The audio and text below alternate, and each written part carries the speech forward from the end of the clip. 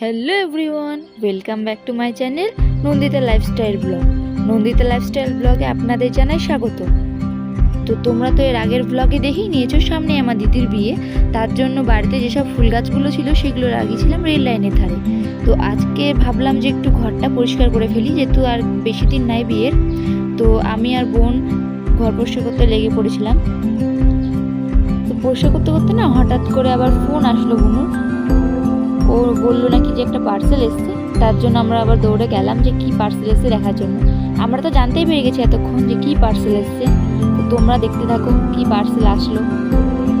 তো চলো যাওয়া যাক।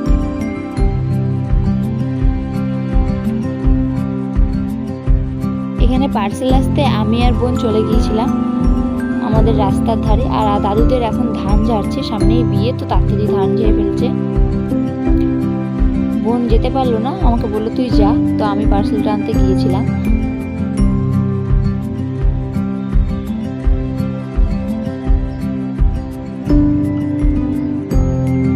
এর তো পার্সেল নিয়ে চলে এসেছি, আর বোন এখানে পার্সেলটা তোমাদেরকে ওপেন করে দেখাচ্ছে।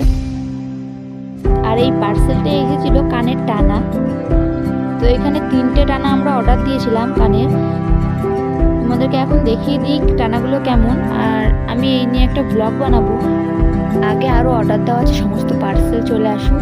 বিয়ের আগে আগে একটা ভিডিও বানিয়ে দেবো যে কোনগুলো কার জন্য কিনেছি বা কোনগুলো আমার। তো আজকের ভিডিওটা আমি এখানেই শেষ করছি, দেখা হচ্ছে অন্য কোনো ভিডিওতে। ততক্ষণ সুস্থ থাকো, আর আমার চ্যানেলটাকে সাবস্ক্রাইব করতে ভুলো না কিন্তু।